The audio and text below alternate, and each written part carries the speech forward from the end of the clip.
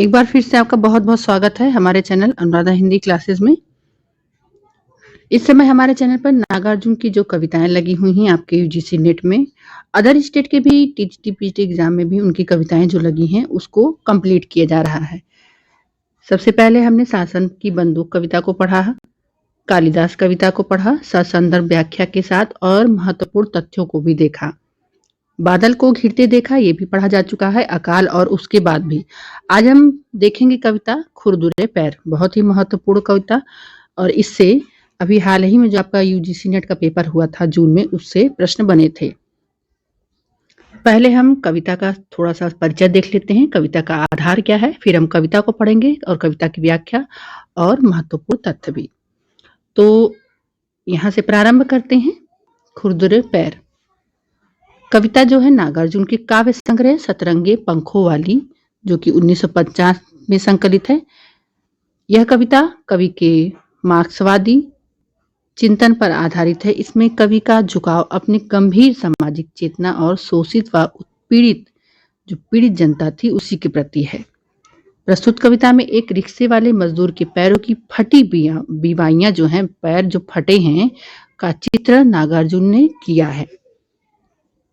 कवि ने उसकी कठोर जीवन शैली का बहुत ही मार्मिक और कारुणिक ढंग से यहाँ पर वर्णन किया है। तो आप हमारे चैनल पर नए हैं, चैनल को जरूर सब्सक्राइब कीजिएगा, शेयर करिएगा। चलिए कविता को पढ़ते हैं। कविता में आए हुए जो महत्वपूर्ण शब्द हैं उन्हें भी ध्यान देना है। जैसे आप देख ही रहे हैं, कविताओं में से शब्दों को उठा के पूछा जा रहा है, क्या क्रम है या कविता में क्या क्या कहा गया है। इसको तो देखते हैं कि एक मजदूर को क्या क्या कहा गया है, यही ध्यान देना है। तो कविता प्रारंभ करते हैं। खूब गए दूधिया निगाहों में, फटी बीवाइयों वाले खुरदुरे पैर, धस गए कुसुम कोमल मन में, धस गए कुसुम कोमल मन में, गट्ठल घट्टों वाले कुलिस कठोर पैर। अब यहाँ पे देखिएगा कि उसके पैर को क्या क्या कहा गया है। तो यहाँ पर कहा गया है कि गुट्ठल घट्टों वाले कुलिस कठोर पैर दे रहे थे गति रबड़ विहीन ठूठ पैंडलों पर। मतलब उसके पैर में चप्पल भी नहीं थे और वो जो पैंडल था उस पे वो चला रहे थे। एक नहीं दो नहीं तीन तीन चक्र कर रहे थे मात्र त्रिविक्रम, वामन के पुराने पैरों को नाप रहे थे धरती का अनहद फासला, घंटों के हिसाब से ढोए जा रहे थे। यहाँ पर उसके पैरों को किससे मापा गया है? तो वामन के पुराने पैरों से। देर तक टकराए उस दिन इन आंखों से वे पैर, भूल नहीं पाऊंगा फटी बीवाइयां, खूब गई दूधिया निगाहों में, धस गई कुसुम कोमल मन में। बहुत ही बेहतरीन और मार्मिक कविता। प्रश्न जहां से बनेगा या ध्यान देना है, किन पंक्तियों से बन सकता है। तो यहाँ पर जो उसके पैरों को क्या क्या कहा गया है ये भी ध्यान देना है। कुसुम कोमल मन में उसके पैर की जो बीवाइयां थी वह धस गई थी और अपनी निगाहों को दूधिया निगाह कहा है। और किस तरह से वह, जिस प्रकार से वामन ने धरती को नापा था तीनों लोगों को, उस प्रकार से यहाँ वह सड़क को जो नाप रहा है धरती को, तो यहाँ पर वही कहा जा रहा है।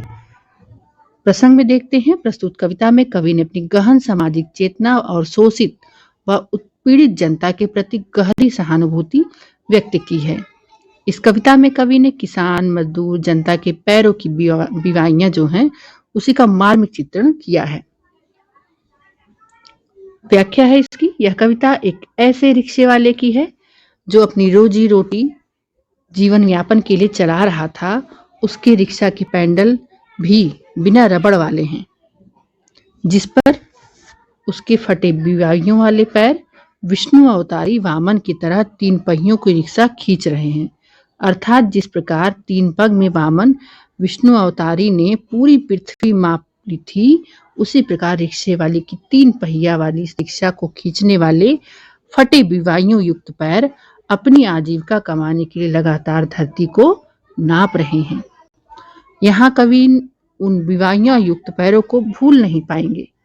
कवि के फूल जैसे कोमल हृदय में वे विवाहियां युक्त पैर स्मृति बनकर छप गए हैं। उसके जो मस्तिष्क मंडल है वह पैर उसके उसी पर एक स्मृति बना रखी है कवि के। आप हमारे चैनल पे नए हैं, चैनल को जरूर सब्सक्राइब करें, शेयर करें। विशेष में यहाँ देखते हैं कवि ने रिक्शा वाले के फटे विवाहियों वाले पैर को वामन के विष्णु भगवान के पैरों से भी बढ़कर बताया है। उपमा अलंकार का सर्वस्व प्रयोग किया गया है। मिलते हैं अगली कविता के साथ। आखिरी कविता जो रहेगी नागार्जुन की, इसके बाद हम अन्य कविताओं को भी कवर करेंगे। बहुत बहुत आपका धन्यवाद।